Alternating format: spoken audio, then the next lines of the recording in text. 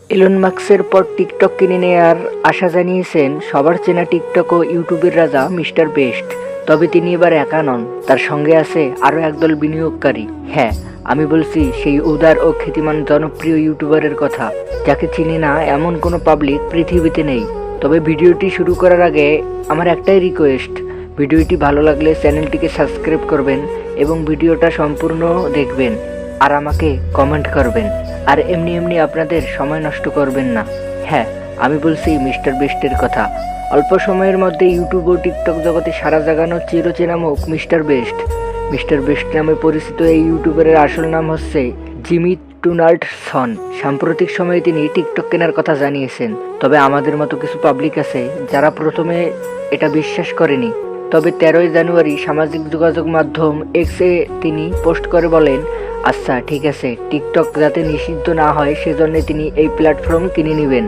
হ্যাঁ, তবে কিছু মানুষ এবং তার ফ্যান ফলোয়ার এই পোস্ট থেকে এটাকে হাসি মেরে উড়িয়ে দিয়েছিল। কিন্তু পরবর্তীতে তার আইনজীবী নিশ্চিত করেন বিষয়টি নিয়ে আনুষ্ঠানিকভাবে এগিয়ে এসেছেন মিস্টার বেস্ট। মিস্টার বেস্ট তার সহকারীদের মতে এটা মিস্টার বেস্ট এর শুধু কথার কথা নয়, তিনিও তার একদল বিনিয়োগ করে টিকটক কেনার প্রস্তাব দিয়েছেন। এদিকে টিকটক ও ইউটিউবে মিস্টার বেস্টের স্থান যথাক্রমে প্রথম স্থানে।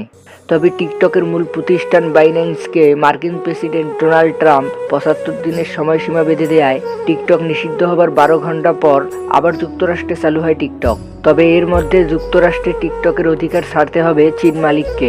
আর এই নিষেধাজ্ঞার পর থেকে বিশ্বজুড়ে আলোচনার কেন্দ্রবিন্দুতে রয়েছে টিকটক। আর এমন পরিস্থিতি মিস্টার বেস্টের উদ্যোগ শুধু তার ভক্তদেরই নয়, বরং টিকটকের 17 কোটি ব্যবহারকারীদেরকেও দেখিয়েছেন আশার আলো। এদিকে বিনিয়োগকারীদের দলে নেতৃত্ব দিচ্ছেন জেসি টিনসলে নামের এক অভিজ্ঞ উদ্যোক্তা।